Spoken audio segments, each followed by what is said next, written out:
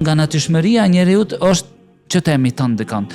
Por problematika qëndron aty se ne këtë parë nuk është në dorën tonë, po në dorën tonë është se ne kena mundësi të përzjedhim kënda ta ndjekim. Çka në qenë shkaku? Unë mendoj se këtu është bëhet fjalë për një imponim, për një vërshim masovik me gjëra që nuk janë vlerë, edhe me modele që nuk duhet me qenë modele. Një prej arsyeve kryesore është mos ndërtimi i themeleve të shëndoshta tek rinia jonë. Dhe faji këtu kthehet tek prindrit fillimisht, pastaj edhe tek mësuesit në shkolla. Bot kuptime të orientuara, ta them, nga realiteti. Pse? Më thonë sot, nga vetë prindit, kjo është problemi. Vlerësohet, do më thonë, parja, më shumë se sa që vlerësohet edukata. A kupton? Vlerësohet arritja... Thosha gjinshmëria. A ke pa ku kam rrit? Po ti thu, po më kam rrit me haram. A mu kam rrit ai? Prindi i ti ka drejt deri dikon, pastaj nuk i dëgjohet fjala. Mësuesi i ti ka drejt deri dikon, nuk i dëgjohet fjala. Hoxha e ti nuk ka drejt, nuk i dëgjohet fjala. Më thonë e komendimin tim. Këto janë çështje me të cilat të ri tonë janë ndiku, ose në aspektin tjetër i duket nana dhe baba e tij prapambetur. Ato nuk janë in, unë jam in, me çka jeti in? E cekët më herët se ka plot për njerëzve të cilët thojnë, dëgjo, unë nuk ndjek askënd, unë jam vetja ime. A diçka, veç pretendimi se ti nuk ndjek dikant, është pasimi një modeli tjetër, se në shumicën e rasteve nuk është i shëndosht. Do t'i paraqes vetëm disa dallime. Pikë parit, dallimi i Muhamedit sallallahu alaihi wasallam me shembuj tjerë, s'flas tash për shembuj të këqij. Përsëri nuk mund të krahasohet. Është i vetmi i cili i është dhënë tezki dhe është dhënë lëvdat dhe është paraqit si shembull nga kush? Nga Allah subhanahu wa taala. Dhe kur Allah t'jep garancë, do të thonë mbyllet çështja aty. Nuk ka nevojë me shumë nga njerëzit më ndikim në histori dikush që na më kuptuese për ne ky pas ka qenë shembuj. Pejgamberi sallallahu alajhi wasallam ka ardhur mi nxjerr njerëzit nga adhurimi i krijesave dhe të tjerëve, apo adhurimi i çdo kujt përveç Allahut dhe të dedikohet adhurimeve drejt Allahut subhanahu wa taala. Andaj nuk ka nevojë për ndërmjetësues. Nga ngushtica e shirkut në gjërsinë e imanit. Dhe kjo duhet të jetë shembull për liderët, kjo duhet të jetë shembull për hoxhallarët, kjo duhet të jetë shembull për mësuesët, kjo duhet të jetë shembull për prindrit që të konsultohen. Allah subhanahu wa taala thot fasalu ahla dhikri in kuntum la ta'lamun, për çështje të cilat nuk i dini, konsultoni me njerëz të cilët janë kompetent.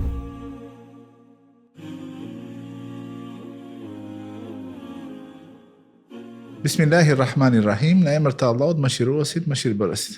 Të nderuar ndjekës të podcastit Mejlis, jemi në podcastin e radhës, në të cilin mysafir e kemi hoxhën e nderuar Senat Efendi Ramadanit, të cilit i dëshirojmë mirëseardhje. Mësë gjitha, Allah është përbleft për punën të cilën e bëni, lutja Allahun subhanahu wa taala që të jetë dëshmi për juve ditën kur të takoni Allahun subhanahu wa taala. Senat, një prej ideve, hoxhë i nderuar, për këtë podcast ishte një seri të emisioneve që ju i pa të bënë në YouTube. Se dhe janë alimen në Ramazan ishte. Po, edhe më patën pëlqy jashtë mase, edhe pasi që filluan edhe këto podcastet edhe u bo që kjo sezoni i dytë i podcastit Mejlis. Prandaj edhe ju keni me lejnë Allahut një hise të sevapi që na keni motivu që ta nismi këtë bashkë bisedim me mysafirët tanë që flasin për temat të ndryshme. Kjo është ide e kohës së koronës, mendoj se atëherë nuk na jepte mundësia që të kena aktivitete gjatë Ramazanit edhe u zhvillu një fazë. Njerëzit ishin ngujuar në për shtëpi edhe o desh pa tjetër me vaqu dersin në shtëpi. Po të kopjojmë dikën tjetër përgjithësi edhe ta shfrytëzojmë pa. Ato emisione kisha motivu që të vazhdoj se ishin me emisione shumë të mira edhe mysafirët ishin të përzgjedhur edhe temat që i përpunon ishin interesante. Mendoj se kjo hapësira mediatike ka nevojë për më tepër kësaj emisione se sa do banalitete që po na serviren çdo ditë në mënyra më të ndryshme. Allah na mundsova, Allah na bëj të bishëm, e na shfrytëzoj për hajër. Amin. Hoxhë nderuar, tema për të qenë deshta që sot të flasim me juve është kriza e modelit. Ne jetojmë në një kohë kur me të vërtetë është e dukshme kriza e modelit i cili duhet të ndiqet apo duhet të pasohet. ne sot e shohim se si rinia me të madhe i ndjekin disa modele që nuk ja vlen që të ndiqen, madje ndoshta sipas bot kuptimit islam janë të ndaluara që të ndiqen. Që promovojnë banalitet, promovojnë shturje, imoralitet, humbje të vlerave njerëzore dhe morale. Prandaj deshta që shikuesit tan t'u rikujtojmë modelin e përkryer apo të kompletuar që ne e kemi në të dërguarin ton Muhammedin sallallahu alaihi wasallam. Do të flasim për disa aspekte se si ne duhet ta marrim Muhammedin sallallahu alaihi wasallam si një ynek, një model i cili duhet të ndiqet, dhe këtë bashkëbisedim do ta kisha filluar me këtë çfarë flet Kur'ani apo cili është qëndrimi i Islamit ndaj Muhammedit sallallahu alaihi wasallam si një shembulltyre që duhet të ndiqet. Ne e dimi se në Kur'an flitet shumë se Muhammedi sa më shembulli më i mirë që duhet të ndiqet. Alhamdulillah, wassalatu wassalamu ala rasulillah, falënderoj Allah subhanahu wa taala, paqja mëshira Allahut qoftë Muhammedin sallallahu alaihi wasallam. Siç e cekët edhe vetë, do të thonë, sidomos në kohën tonë me shtimin e interesimit të trive apo kyçjes së tyre, po them të drejtën edhe më të më shumëve në rrjetet sociale, ka bërë që të ndiqen persona të cilët më para ne s'kena pas për shembull mundësi që t'i ndjekim, ose baballarët tonë nuk i kanë pas mundësi t'i shohin si modele, kupton. Por para se të ndal këtë, kisha pas shef të qartësoj një çështje, ajo është natyrshmëria e njeriut. Natyrshmëria e njeriut është që të ketë dikën për model. Siç e përmend edhe Imam Ghazaliu, thotë se nga natyrshmëria e njeriut është të pasanat të cilën e admiron. Dhe më thonë, kjo duhet qartësohet se shpesh herë njerëzit e mohojnë se pasojnë dikan, a kupton? Mendojnë se ne jemi origjinal, ne jemi ato që jemi vetë krijojmë bot kuptimin, por në realitet në çdo aspekt të jetës. Realisht jo vetëm në, domethënë, në veshje, jo vetëm në mënyrën se si flet, jo mënyrën e komunikimit, jo mënyrën se si duket, jo në modë, të cilët më ta themi se janë ndoshta edhe janë të imponume për të rinj tonë. Më thonë, unë sot nuk veshem si ndoshta e kisha imagjinu të veshem vetë, po veshem se çka më ofrohet në treg, dhe çka është, domethënë, trend. Don apo s'don, domethënë, duhet të je pjesë e kësaj rrjedhe, apo domethënë kësaj lëvizje e cila ecë. Por problematika qëndron kur ne si njerëz, të cilët jemi të prirur që të mjetojmë, jo vetëm ne si njerëz thjesht, edhe shkenca, edhe dituria është ndërtuar në pasim.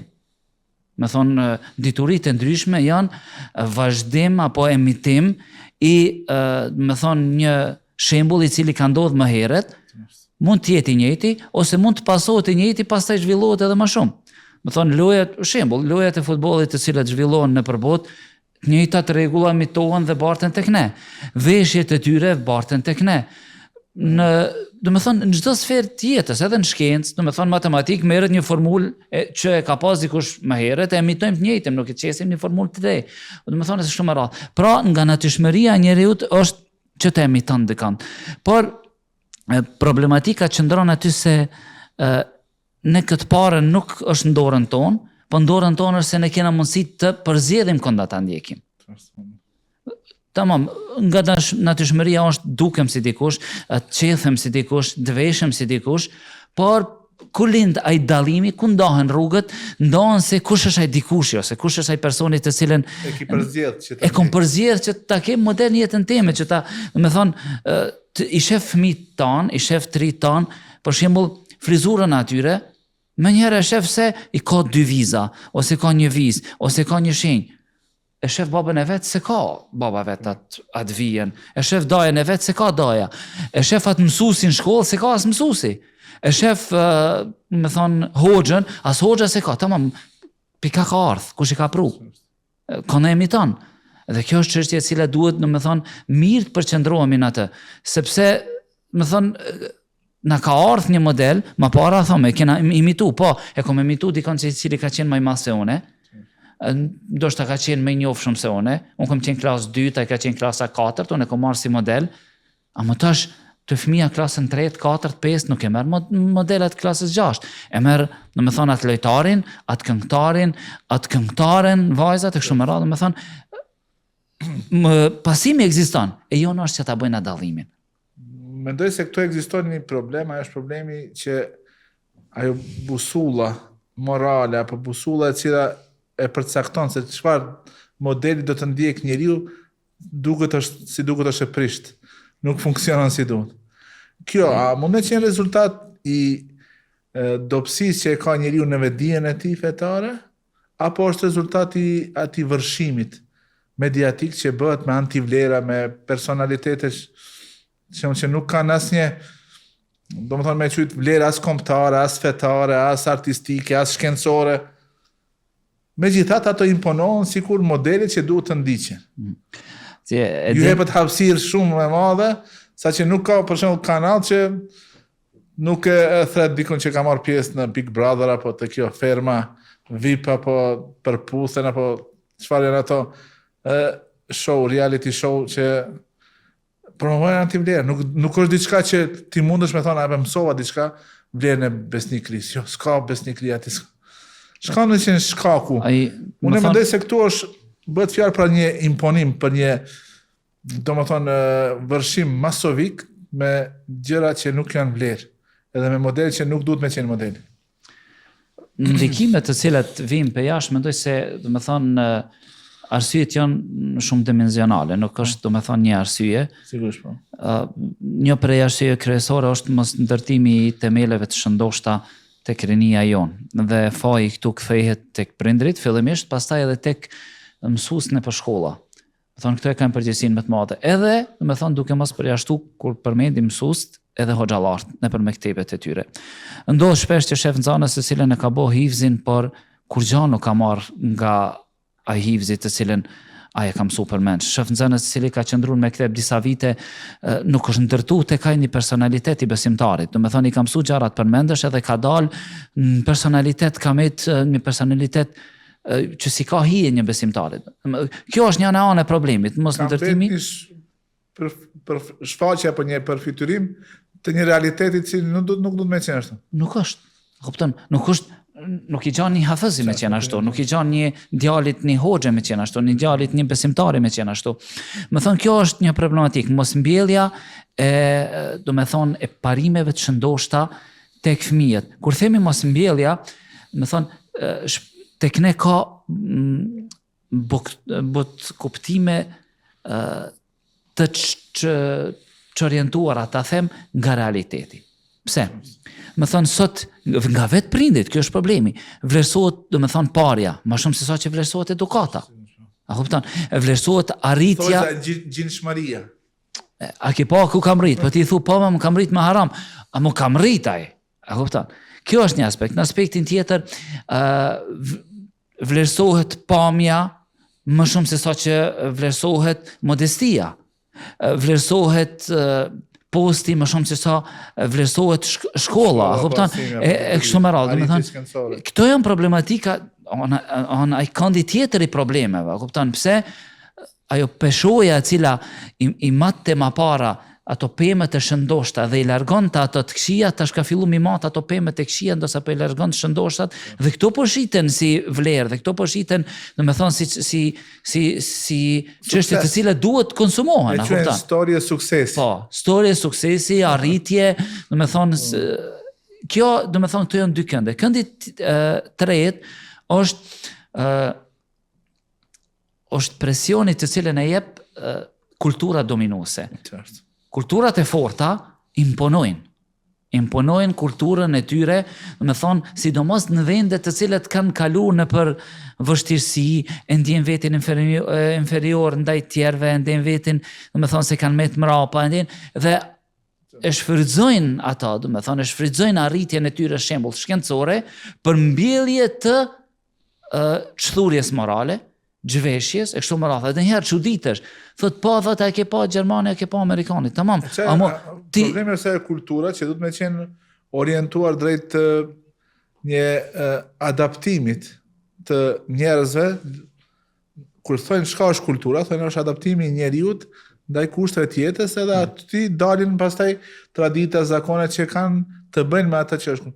Tek ne kultura e imponuar që thave të dominuese promovon shturje, promovon thirrje në martesa njëgjinore, ki masane martesa marginalizohet edhe promovohet bashkëjetesa pa marrëveshjen e kurorës. Dhe kretin këto faktikisht i quhen norma kulturore që e kanë për synim emancipimin. Emancipimin çka do të thonë? Çlirimin nga ato, si i quhen ato pranga të prapambeturisë, ku i thret konservatizmi edhe feja dhe gjëra tjera që kanë të bëjnë me traditat. Kjo që e cekët, do me thonë, kjo është ai ekstremi, për shembull martesat njëgjinore, bashkëjetesa, këto janë ekstremi që për shembull një pjesë e madhe e popullatës tonë, alhamdulillah, nuk arrin në këtë shkallë dhe presioni nuk arrit televiz ato. A diku është problematika? Problematika është tek pjesa dërmuese e popullatës të cilët mendojnë se nuk janë ndiku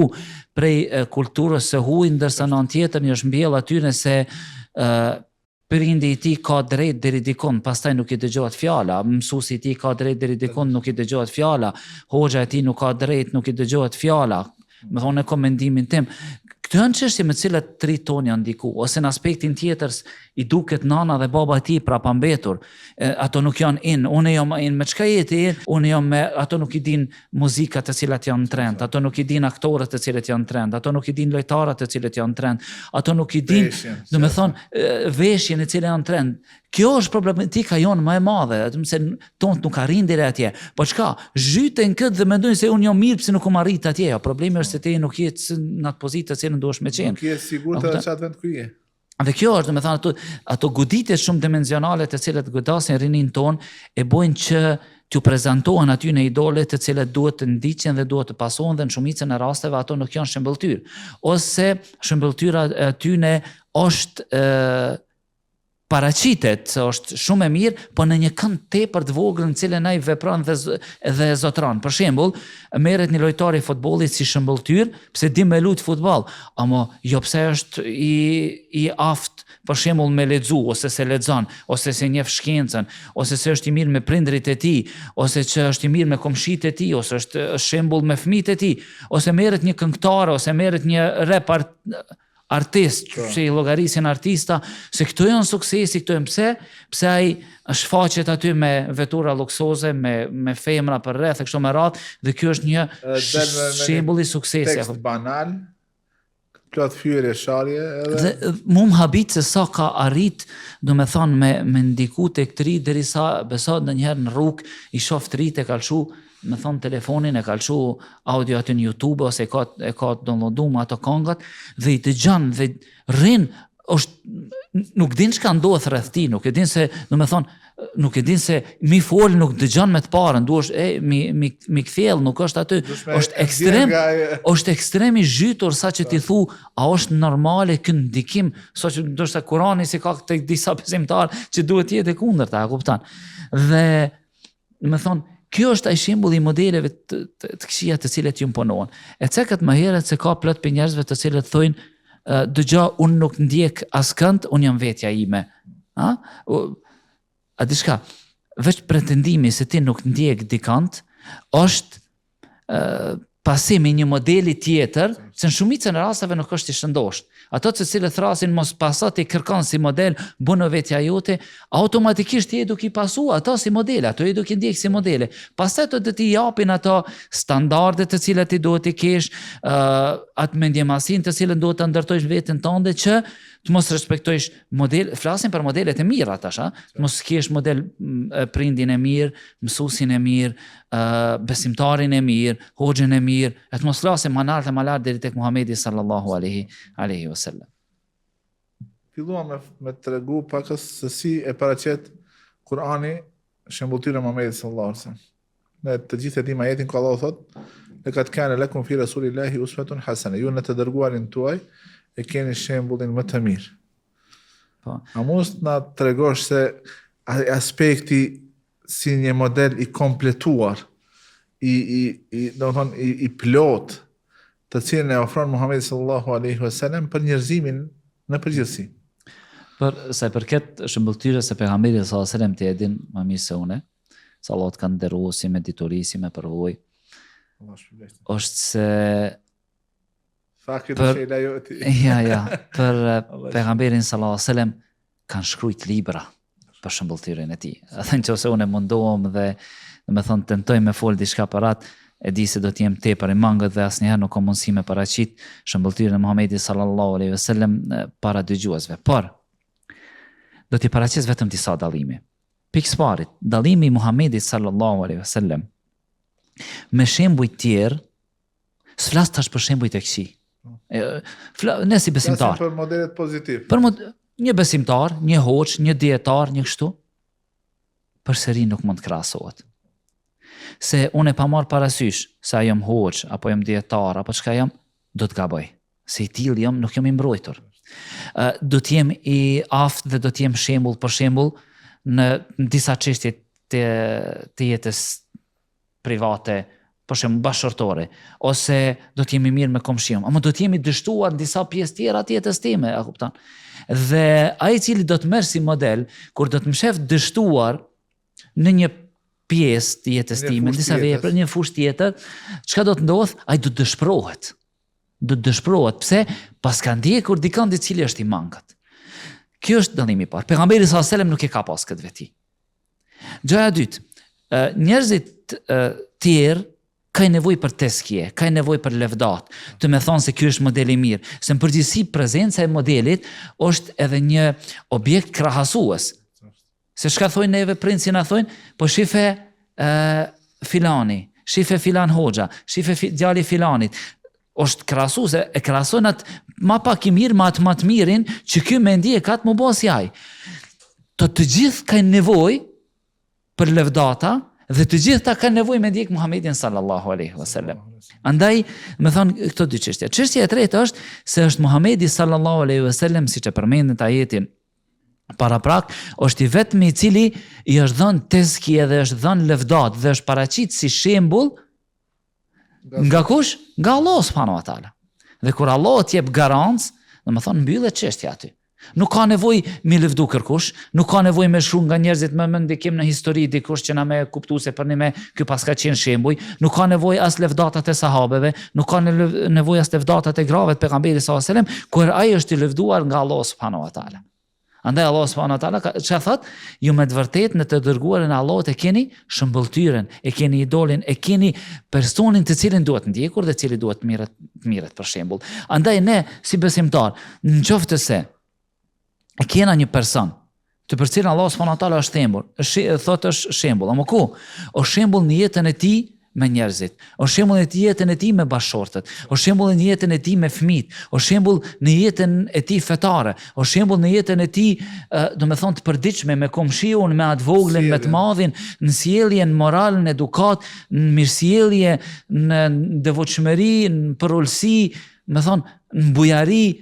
Shef se nuk ka mund e kom me ndjek tjetër përveç se Muhamedi sallallahu alaihi wasallam, si duhesh më duk, si duhesh me ecë, si duhesh më ul, derisa din atë rastin kur ai jehudiu i ka thonë, ju ka mësuar juve Muhamedi sallallahu alaihi wasallam se edhe në banjo si më shkua, kupton? Atin, edhe me të vërtetë është e çuditshme. Edhe sahabiu thot po, na kam thonë që mos të drejtohemi te kibles, mos e kthejmë shpinën. Edhe të pastrohemi me ujë ose me guraleca nëse s'ka ujë. Subhanallah. Me plot krenari, as pak pa dje inferioritet, e ka thonë këtë përgjigje. Subhanallah, është e vërtet dhe kjo na mungon neve. Ne ndihemi pak si të mangët, ne ndihemi pak si do me thonë pra pambetur, nëse ne themi se unë e kam shembull Muhamedit sallallahu alaihi wasallam. Ne podcastin maqenisht e pata mysafir një person i cili është i eksponuar shumë, edhe është gazetar i respektuar edhe analist i mirënjohur. Ajo që më ra në sy, nga sjellja e tij që ai kishte një respekt të veçantë, dhe kishte një droj mos po del keq, sepse bashkë biseduesit i kishte fetar. Edhe aty unë e parë se sa ne nuk pretendojmë se ndjekim pejgamberin sallallahu alajhi wasallam 100%, apo nuk kemi ndoshta ndjekësit që mund të më marrë si shembull, por sadopak nga personaliteti pejgamberit sallallahu alaihi wasallam ndoshta reflektohet në sjelljen tonë, edhe kjo pat një impakt shumë të fuqishëm tek ai, nga se e ndjen të vetës mos gaboj diçka, mos a thash diçka gabimisht. Do të thonë se kjo tregon se personaliteti i besimtarit, nëse ndjek Muhamedit sallallahu alaihi wasallam, është personaliteti i cili vlerësohet nga njerëzit që kanë arsye, nga njerëzit që kanë logjik. Nuk është ne themi se sot njerëzit që janë dallaverxhi, që janë mashtrues, që janë gënjeshtar, që bartin antivlera, ndoshta njerëzit i lavdrojnë, por në esencë ata njerëz që i llogarisim që janë elita apo elita intelektuale, e din shumë mirë se çfarë personaliteti është personaliteti i besimtarit i cili ndjek Muhamedit sallallahu alaihi wasallam. Vërtet, mendoj se duhet jo vetëm ky gazetare që ka qenë, po mendoj se edhe ne besimtarët duhet mësohemi ta madhërojmë sunetin e pejgamberit sallallahu alaihi wasallam. Dhe ti vlerësojmë njerëzit të cilët bartin nga suneti i pejgamberit sallallahu alaihi wasallam në jetën e tyre dhe kanë shembulltyr. Unë ndonjëherë, ndoshta është gabimi im, nuk më pëlqen se si promovohen, domethënë ndoshta edhe nga besimtarët, disa njerëz të cilët nuk bartin vlera. Nuk bart vlera. Më shumë se sa dikush i cili është profesor, është një hoxh i cili ka fliju jetën e vet, është një besimtar i cili ka haxhu jetën e vet në pasim të pejgamberit sallallahu alaihi wasallam, ndjekjes së tij, ose një besimtare, ose një nanë më shumë, ose një gjysë, ose më thonë se kështu me radhë. Problemi është se fatkeqësisht disa xhallar duke ecë pas asaj që është virale, që ka klikime, ndoshta ndonjëherë edhe i promovojnë disa personalitete që më vonë del se nuk e ka pas për një me. S'mund ta pas për një me, nëse ai nuk e ka detyruar veten që me marr fen edhe bot kuptimin islam me temel. Nëse ai mendon se vetëm i vizitojnë në hoxhallarët edhe takome të bëj fotografi, kjo nuk është e mjaftueshme që ti të ndërtohesh si personalitet. Nuk dëshojmë në qëllimin e mirë të xhallarëve, nuk dëshojmë pa dyshim. Jo, por duhet të ketë një kufi që të kallëzohen, këto janë njerëz të cilët pasojnë pejgamberin sallallahu alajhi wasallam, ka vite që qëndrojnë kë. Këto janë njerëz të cilët dalin namazin e sabat, ka vite që dalin namaz sabat. Këto janë njerëz të cilët e kanë familjet me mbulesa, vajzat me mbulesa, gruan me mbulesë, nanën me mbulesë, këto janë njerëz të cilët ato e reflektojnë islamin edhe. Kjo është. Domethënë janë shembull. Siç tregon për sahabët kur i është domethënë njerëzve ju shkujtu ahireti, ja kupton. Elos Allahu subhanahu wa taala të na bën neve dhe domethënë si xhallar po dhe xhamatlit ton nga ata të cilët kur i shohin njerëzit të kujtojnë Muhamedit sallallahu alaihi wasallam. Në Islam boshti esenca është besimi. Besimi apo njëshmëria e Allahut subhanahu wa taala, tauhidi. A mundesh na tregosh në çfarë aspekt një model i besimtarit që ka tauhidin të pastër ka qenë i dërguar jon Muhamedi sallallahu alaihi wasallam? Sallallahu alaihi wasallam. Kur flasim për pasimin, Allah shpërblefte, mendoj se pika kryesore ku duhet jetë fokusi i pasimit është në besim. Ne thena jena ehli sunet, pasojmë sunetin e Muhamedit sallallahu alaihi wasallam, po e pasojmë disa sende të cilat janë kyçe dhe bazë, të cilat janë për shembull çështja e besimit, çështja e moralit, çështja e sjelljes, çështja e ibadetit. Këtu nuk jemi, më tregon, e kam përmendur në ligjërat, më thonë, ndoshta kështu s'na ka rata bisedojmë kur isha në Hamburg atje si imam dhe kom pas ligjërata edhe me bosnjakët edhe me shqiptar. Edhe njëri më pyet, një djalë i ri, thotë, a bën thot një pyetje në bosnjakisht, thash urdhna. Tha, mund të thash të më shpjegojsh thot ehli sunne wal jamaa. Edhe ne më thot bosnjakisht ehli sunne wal jamaa. Ehli sunne wal jamaa. Thot, ama një sunet në klanjë, një u gjematu në klanjë. Thot, as sunetin se falen, as me gjemat nuk falen. Andaj me qenë pasuesi pejgamberit sallallahu alajhi wasallam, fillimisht duhet jetë në çështjen e besimit. Pejgamberi sallallahu alajhi wasallam ka qenë shumë interesant.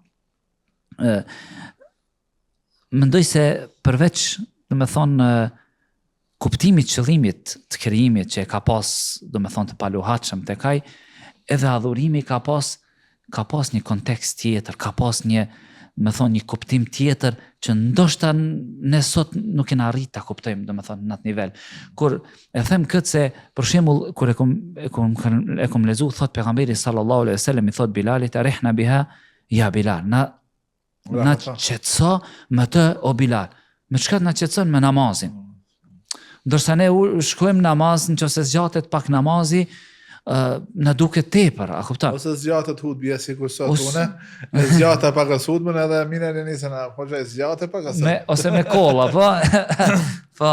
Jo, fillojnë me këshir orët, telefonin e...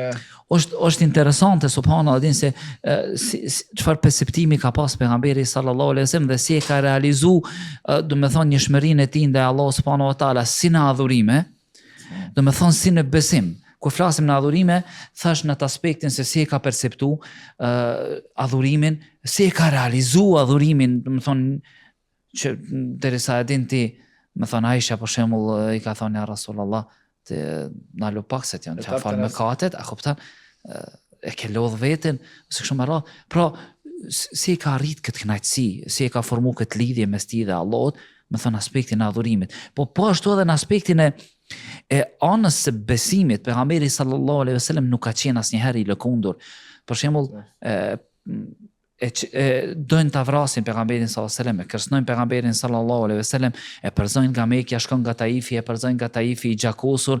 Në ato momente pejgamberi sallallahu alaihi wasallam, më thon, para me do çfarë momente të vështira, çka thot? Kërkon mbrojtje nga Allahu subhanahu wa taala, o Zot, kërkoj mbrojtje nga ti, nga dobësia ime, nga pamundësia ime. O Zot, do me thonë tek kush më let mbështetem, tek një huaj ose tek një armik.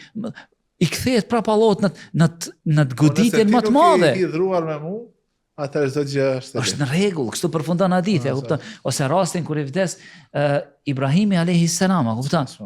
Thot me të vërtet zemra lëndohet, syri leton, ama ne nuk them vetëm se çka e kënaq Zotin ton. Në këto momente dëshmon se pejgamberi sallallahu alajhi wasallam për një moment është i lidhur direkt me Allahun subhanahu wa taala, ose kena rastin se si pejgamberi sallallahu alajhi wasallam i ka besu premtimit të Allahut. Është shumë interesante rasti kur del pejgamberi sallallahu alajhi wasallam pe Mekës dhe doin me vra dhe ikën me Abu Bekrin.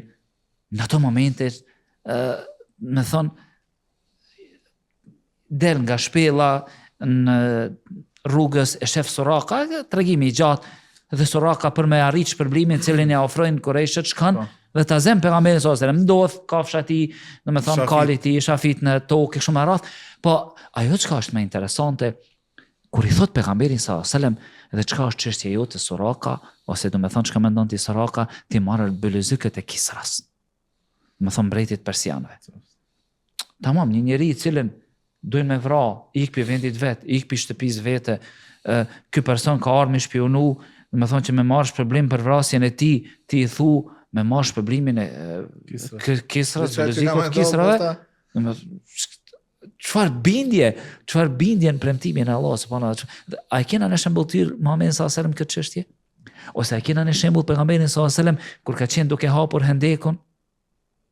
Dhe në ato momente është e shkambi madh që sahabët mund ta thënë, e godit pejgamberi sallallahu alajhi wasallam, thet një treta e tij dhe çka i thot? Allahu akbar. Domethënë thot bismillah, thot Allahu akbar, thot futiha Yemen, thot fillim. A kupton? Jo, thot futiha jo, fillim thot po, thot për perëndin, thot Sham, futiha Sham. Thot dhe po i shoh kant ndërtesat e kuqe të Shamit. Pastaj e godet për shdyti pejgamberi sallallahu alajhi wasallam, thot u çlirua, do me thon Persia nga persianët. Thot dhe po e shoh ndërtesën e bardhë të Medienit dhe godet përsëri thot po Medain. Dhe e godet për streti dhe thot u çliru Jemeni dhe thot po e shoh portat e Sanaas. Thon tamam këtë gjendje ti të çel Hendekun mos më ardh me të vra. Do me thonë... Ati kur fletë Allah për atë betejë, thot, për belegatil kulubu, hanajë, do thonë zemra nga friga ka orë deri në fyt, vë të dhunune billahi, edhe për Zotin tuaj me ndoni keq. Në këto momente, pejgamberi hunalika ibtuliya al-mu'minuna wa zulzilu zilzalan shadida. Subhanallah, në ato momente, pejgamberi sallallahu alajhi wasallam bindshëm qëndron një premtim që Ende nuk është kërkunda dhe ja tregon sahabëve dhe edukon sahabët se kështu duhet me qenë premtimi, besimi jonë ndaj premtimit të Allahut subhanahu wa taala, ose bindja që e ka pas ndaj Allahut subhanahu wa taala në momentet më të vështira. Thonë edin në kohën e Musës alayhis salam, kur ato populli që i kanë besu Musës, ai një numër i vogël, vrapojnë ikin nga Firauni dhe i besojnë Musës se do të ikim. Tamam, kur vin tek deti, çka thojnë? Inna la mudrakun. Na mrinën. Kena populli thot ja Musa, a din kur mbet thot e shka me botash? Çka thot Musa në ato momente? Kalla. Inna ma ya rabbi se di jo me mua është Allah. Në këtë moment sa jena net, më thon gjatë sprovave të cilin na godasin, gjatë vështirësive, gjatë rrezikut i cili na godet, sa ne jena të gatshëm të reflektojmë automatikisht në këtë mënyrë. A pejgamberi sallallahu alajhi wasallam edukon Abu Bekrin duke qenë në shpellë në rastin para se me arrit te Suraka. Duke qenë mos mërzit. Wa ma balika bi ithnain Allahu thalithuhuma. Çka mendon ti për dy veta, i treti nga ata është Allahu, pra Allahu i bëshir ata. Kur del nga shtëpia e vet kur e le Aliun, edhe ajo është me të vërtetë është ti she ato trite çdo fisi që kanë ardhur për ta mbrojtur Muhamedit sallallahu alaihi wasallam. Ai me bindje të plot, pa as pak luhatje, pa as pak pas një pikë dyshimi del edhe e largohet. Ky është veprimi i Muhamedit sallallahu alaihi wasallam, ama është edhe veprimi i Aliut, i cili reflekton edukimin profetik, a kupton? Dhe shëmbulltyrën të cilën ai e ka pas. Kur i ka thënë pejgamberit sallallahu alaihi wasallam qëndro aty, edhe ka qëndru. Tamam, kanë marrë mi vra, si mi vra. Nuk i ka pyet Aliu këtë ja Rasulullah kanë me vra, ja Rasulullah si me rrezikuan e mushtin shtratin tënd, aty janë mbledh njerëzit për jashtë, domethënë shtëpisë me të vra aty, se ka shkoj shpëtosh çka do ndodh me mua. Po, a kupton? Se ka parastruar këtë pyetje. I ka eduku sahabët, domethënë i ka eduku sahabët që të mendojnë në këtë mënyrë, që të reflektojnë këtë, ose rasti asaj i cilës i vdes fëmiu dhe i thotë e shkon e këshillon pejgamberi sallallahu alajhi wasallam që të bën sabër. Ai thotë letë nuk e din ti çka më ka godit mua, shkoni tregojnë ka qenë pejgamberi sallallahu alajhi wasallam. Thotë pejgamberi sallallahu alajhi wasallam, ai durimi, reflektimi i durimit, reflektimi i pasimit, reflektimi i shëmbulltyrës duhet të jetë në momentin e parë. Moment goditjen e parë, kupton? Dhe unë mendoj se nëse ndalim dhe shohim historinë e pejgamberit sallallahu alajhi wasallam, sirën e tij, do ta shef se nëse një besimtar qëndron në vijet e tij, normal ne jena njerëz çka gabojmë, po jena në atë rrugë, jetën do ta ketë më të lehtë. Jetën e ketë më të lehtë këtu, po do ta ketë jetën më. Është dorëzimi plot ndaj caktimit, por nuk i kanë as kalu edhe sebepet. Padyshim. Kur ka dalë betejë, ka vesh parzmorën e tij për të mbrojtur. Po. Kjo nuk është që te ai ka munguar ajo mbështetja tek Allahu subhanahu. Është vërtet. Ose di atë rastin kur ka ardhur ai beduini, pejgamberi ka qenë i ulur në një pemë duke pushuar, edhe ka pas shpatën e varur për një prej degëve, edhe vjen ai beduini dhe thotë më një asimuke. Po, kush do të mbron tash Muhammed? Me plot që si thotë ja asimun Allah. Quhet nga gjumi Muhamedi sallallahu alajhi wasallam. Para mendon, më thon tash e ke një njerëz me shpatë mbi kokën tënde dhe thotë kush mbron tash. Tash më qenë na me thirr vllaun ose me thirr diçka ose me marr. Tamam, merren sebepet, por pas mbështetjes në Allah subhanahu wa taala. Andaj pejgamberi sallallahu alajhi wasallam mu për këtë Allah e ka dërguar njeri, nuk e ka dërguar melek, nuk e ka dërguar jashtë normales, e ka dërguar njeri nga mesi atyre derisa te edin kur kanë ardhur njerëz nga jashtë, ka thënë ai ku Muhammed, ose cili juve, po se kanë dalluar, cili pe juve është Muhamedi, e kupton? Kjo është që namaz me thënë vallai ka qenë pejgamber. Nga ajo çka ka qenë njerëzore apo çka ka qenë e përhapur si dukje jashtme, nuk është bot që nuk është dallu pi tjerë Muhamedi sallallahu alajhi wasallam, pse është dallu nga bukuria e tij dhe nga ndriçimi, po përgjithësi ka qenë si njerëzit.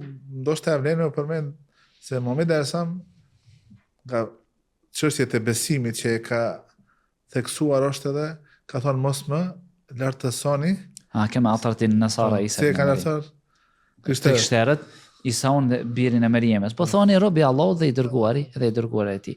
Andaj ai ka qenë i dërguar, po ka qenë. Sot kemi fatkeqësisht njerëz të cilët e ngrisin pejgamberin sa edhe ndoshta në lutjet e tyre lutsin që ai të ndërmjetëson apo kërkojnë medet prej të dërguarit. Unë mendoj se këto njerëz janë njerëz të cilët mas pakti e kanë kuptuar pasimin e pejgamberit sallallahu alaihi wasallam. Pejgamberi sallallahu alaihi wasallam ka ardhur me nxjerr njerëzit nga adhurimi i krijesave dhe të tjerëve apo adhurimi i çdo kujt përveç Allahut dhe të dedikohet adhurimeve drejt Allahut subhanahu wa taala. Andaj nuk ka nevojë për ndërmjetësues. Nga ngushtica e shirkut në gjersinë e imanit. E imanit, a kupton? E nuk ka nevojë tek Allahu për ndërmjetësues. Nuk ka nevojë. Hoxh bëni dua për mua. Valla, bëni dua për veti.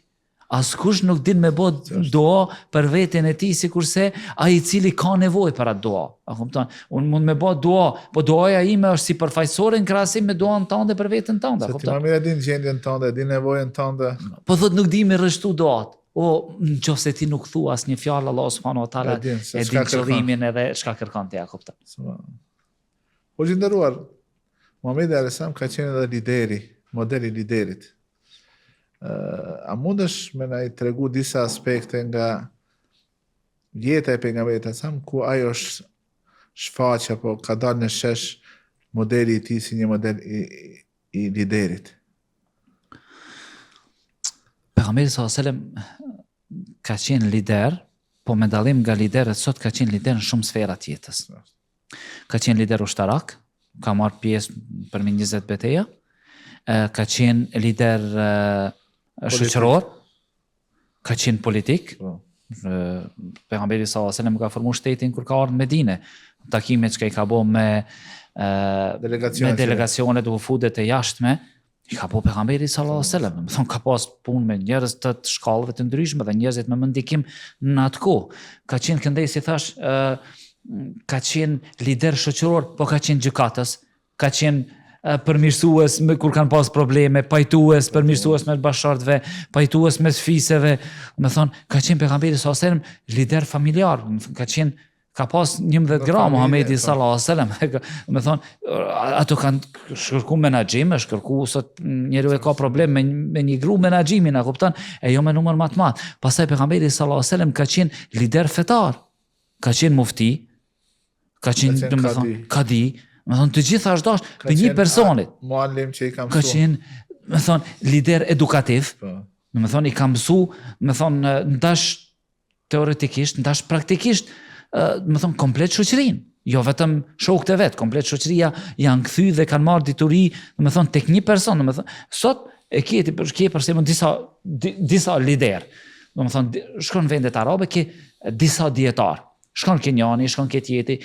Në kohën e pejgamberit sallallahu alajhi wasallam, gjitha forca, gjithë interesimi, gjithë fokusi ka qenë i drejtuar tek një person, tek Muhamedi sallallahu alajhi wasallam. Dhe ai ka qenë përgjegjës të gjithë atyre. Gjithë kanë thënë ja Rasulullah, ja Rasulullah, ja Rasulullah, ka ardha e gruaja ja Rasulullah, ka ardha e burri ja Rasulullah, ka ardha e fëmia ja Rasulullah. Më thon ka qenë shumë interesante çështja e pejgamberit sallallahu alajhi wasallam. Edhe për atë nëse e merr dhe shikon përgjithësitë që i ka pas Muhamedi sallallahu alajhi wasallam dhe arritjet e tij që në çdo përgjithësi apo në çdo sferë të kallëzohet i suksesshëm pa dështime, mjafton pozita Muhamedit sallallahu alajhi wasallam. Ose nëse shikon, nëse vlerësojnë dikant me aftësitë që ka, me kushtet dhe mundësitë që posedon, dhe me suksesin që ka arrit, kush është si Muhamedi sallallahu alajhi wasallam? Nuk ka ditë të shkruaj, nuk ka ditë të lexoj. Kushtet ka qenë primitive. Ka jetuar mes të arabëve të asaj kohe, të cilët nuk është dhënë rëndësi diturisë, nuk është dhënë rëndësi, domethënë aspektit të moralit në një nivel të lartë, nuk është dhënë rëndësi, domethënë faktikisht krijesa njerit, edhin vajzat janë vrarë, kanë për një deve janë vrarë me qindra burra, kupton? Dhe vjen pejgamberi sallallahu alajhi wasallam me këto aftësi, me këto mundësi dhe arrin kësi lloj suksesi. Për atë kanë përzgjedhur pejgamberin sallallahu alajhi wasallam njeriu më më ndikim në historisë. Nuk është normale. Kena njerëz në gjatë historisë që kanë arrit për shembull kanë arrit në një sferë për jetës, ama të gjitha sferës e jetës, në ushtri i suksesshëm, në shtet i suksesshëm, politik i suksesshëm, si mufti i suksesshëm, si dietar i suksesshëm, si prind i suksesshëm, si komshi i suksesshëm, si shok i suksesshëm, si tregtar i suksesshëm. Më thonë derisa edhe ato mosbesimtarët para se s'bo pejgamber që i kanë thonë. ti je besnik, kur s'ke rrejt, kur s'ke gënyu, në pasurin tonë, na rujt ti. Me thonë që... Ka qenë vazhdimisht në anë asaj që është e drejta. Është e drejt. Po. Ato që kanë pas atë aleancën e njerëzve, që e kanë ndihmuar atij që i bëhet padrejti para se të bëhet? Para se të bëhet pejgamber. Është interesante kur lexon për leadershipin e Muhamedit sallallahu alaihi wasallam është se ka arrit, do të thonë, të nënshtroj popull i cili ka qenë, do të thonë, Allah subhanahu wa taala e ka përmend Kur'an pajtimin. Ma lefte bin, s'kishe pas mundësi, aq kanë qenë të armicuar, a kupton ato fise. Walakin Allah në fëbejnë. Por Allah subhanahu wa taala ta mundsoi. Dhe kjo është dëshmi se pejgamberi sallallahu alajhi wasallam ka qenë i ndihmuar nga Allah subhanahu wa taala. Dhe për atë është i veçantë nga çdo kusht tjetër. Ka qenë i kontrolluar nga Allah subhanahu wa taala. Dhe shefti se gjithë suksesin që e ka arrit pejgamberi sallallahu alajhi wasallam dhe nuk ka vrarë asnjë prej sahabeve. Nuk ku ka përdor dhunë pejgamberi sallallahu alajhi wasallam për t'ia treguar njerëzve të vërtetën. Ku ka përdor dhunë pejgamberi sallallahu alajhi wasallam për të formuar shtetin. Ku ka përdor dhunë pejgamberi sallallahu alajhi wasallam për t'i pajtu. Edhe kur vjen në Medinë me izraelitët, me Benu Israil, e bëjnë marrëveshjen, e bën atë hartën e Medinës, që është një lloj kushtetute, në të cilën secili ka të drejtat e veta, po dhe detyrimet që i ka ndaj shtetit, që është ndërtuar. Këtu shihet se sa larg pamës ka qenë dërguari i Allahut Muhammed sallallahu alaihi wasallam. Do shta prej elementeve që ka më shumë janë të spikatura në personalitetin e Muhamedit sallallahu alaihi wasallam, ajo që ka insistuar në atë që njerëzit të profesionalizohen në ato punë që i bëjnë. Të konsultohet me njerëz që kanë përvojë. Kur vjen Selmani radiallahu anhu dhe tregon për Hendekun, kjo ka qenë diçka që nuk ka kanë e njohur në mënyrën se si kanë luftuar arabat. Edhe e aplikon pejgamberi sa. Ose rastin në betejën e Bedrit, kur i vjen, a është kjo pozitë që i vendosur strategjike që Allahu ta ka caktuar apo vet? Thonë jo, kjo është mendimi im. Ata ato ta afrojmë më tepër pranë bunarit që ta kemi ne kontrollin mbi ujin. Do të thonë se Muhamedi sallallahu ose kur e ka dërguar ashabin e njohur që ti mëson gjuhën e hebrejve. Kretën këto elemente që tregojnë se Muhamedi sallallahu alaihi wasallam nuk ka qenë për atyre që ka thonë unë jam ekspert për çdo gjë. Unë jam baba, unë jam alfa ose baba, alfa dhe omega, unë jam. Por lideri i vërtet është ai i cili i shfrytëzon potencialet, këshillohet, e në fund vjen ajo që e tham fe idha azamta fatawakkal ala Allah. Nëse vendos atëre mbështet tek Allah subhanahu. Bileja ka cek pejgamberi sallallahu alaihi wasallam, ju më mirë dini disa çështje të dunjas, kupton se sa unë, ndarse jam pejgamber. Kupton? Dhe kjo duhet të jetë shembull për liderët, kjo duhet të jetë shembull për hoxhallarët, kjo duhet të jetë shembull për mësuesët, kjo duhet të jetë shembull për prindërit që të konsultohen. Allah subhanahu wa taala thot fasalu ahla dhikrin kuntum la ta'lamun, për çështje të cilët nuk i dini, konsultoni me njerëz të cilët janë kompetent. Dhe e ka mbjell pejgamberi sallallahu alaihi wasallam, edhe pse ka qenë i ndihmuar nga Allahu, dhe pse ka qenë i dërguar nga Allahu, na ka dhënë neve shëmbulltyr se besimtarët për të qenë suksesshëm duhet të këshillohen njëri me tjetrin, duhet ulen bisedojnë njëri me tjetrin. Për këtë pejgamberi sallallahu alaihi wasallam jo vetëm që ka qenë lider i suksesshëm, po edhe ka ndërtuar lider. Shifi, do me thonë njerëzit të cilët janë eduku nga pejgamberi sallallahu alaihi wasallam. Shife Abu Bekrin, shife Omerin, shife Uthmanin, shife Aliun. A kupton? Çfarë njerëz a kupton? Shikoj një dokumentar për mënyrën se si ka hyrë Omeri radiallahu anhu në Quds. E dela i prifti kryesor, edhe shkon me i bo rigja, me i kërku Omeri që të mos bëj masakra. Këtë pse bo masakra, unë s'kam... Pse tha ju, a nuk e kini zakon që kur t'ini ndonjë qytet të bëni masakra, sikur se e kam pas Romak. Thot jo, bile thot, ato që janë ushtar të Romak, mundën me marrë shka, mundën me mbartë me veti edhe me darë prej qytetit, edhe janë të lirë, nuk do të ndodhë gjithë e keqe. Dhe se sa i përket të tjerve, ato janë në mbrojtjen e Islamit. Kjo është një qasje, një liderit, i cili fillimisht ndërton komunikim të shëndosh, pastaj edhe ai mbetet i befasumaj, edhe ju e dini hoxhë nderuar se shumë nga krishterët i kanë braktis vendet e tyre ku ka dominu krishterizmi edhe kanë shku për literaturë në vendet muslimanëve sepse kanë pas më tepër siguri, kanë pas më tepër drejtësi dhe gjëra të ndryshme. E vërtet, subhanallah. Kjo e cekët më herët, besimtarët nëse pak do të ishim nga ajo cilën na ka mësuar pejgamberi sallallahu alajhi wasallam, njëjtën do ta vepronin edhe sot. Edhe pse sot, do të thonë vendet muslimane me plot dobësi të cilat i kanë, në shumë sende janë më të mira se sa vendet jo muslimane, të flasim drejt. Është e vërtetë ne kur flasim për shembull ka arritë një shtet i Evropës, do të thonë ka arritë teknologji ose një shtet ose Amerika ka arritë në teknologji, po qenulli suksesshëm me një sferë nuk do me thonë se ti je shembull në çdo sferë tjetër. Ato në familje kanë dështu. Në respekt të ndërsjellë dhe lidhja familjare, ato kanë dështu. Mikpritje kanë dështu. Janë huajsu, janë izolu brenda jetës së tyre personale. Ato s'kajnë fëmijë, s'ka gjyshi dhe nipi nuk ekzistojnë si terme praktik. Ose takon në spitalin apo në atë qendrën ku e kanë vendosur gjyshin edhe një herë në javë apo një herë në muaj shkojnë në vizitë. Jo, një javë është sukses. Jo, është sukses. Ose për festa, unë më shumë nga këto shka e shoh, realiteti është shkojnë kur kanë festat, ose Pashkët, ose Krishtlindjet, që atëherë shkojnë edhe vizitojnë gjyshin. Po, edhe kjo është mirë. Aja, të thëmë drejtën, edhe thash disa vende muslimane, edhe pse kanë, do me thonë, kanë dështu të qenëllit shembull të si duhet të jenë musliman, pjesërisht, ma pak, ma shumë, por janë shembull në shumë sende. Në siguri, në vjedhje, mos ngrënje të pasurisë njerëzve pa drejt, për shembull ti solidariteti, kjo diçka. Solidariteti, ja kupton. Ne sot i shohim do video i bëjnë virale këto disa njerëz që i shohin njerëzit që nuk kanë shtëpi në për vendet e perëndimit edhe shkojnë ju blejnë ushqime dhe u shpërndajnë. Edhe në shumë prej këtyre videove, ata që më së shumti janë kështu solidarën restorante muslimanëve. Po e më shifet ti kena. Shifet ne, solidarizimi në esencë te kush më shumë? Te muslimanët. Shifi personat të cilët më thonë merren me atë këndin humanitar, vullnetar, nuk pa thonë si çështje biznesi, ose kanë buxhetin e shtetit, ose kanë ndihmën e shtetit, megjithatë bëjnë punë gjigante. Kjo është puna. Kjo është pasimi shëmbulltirës së Muhamedit sallallahu alaihi wasallam. Hoxhë nderuar, koha nuk e di si jena.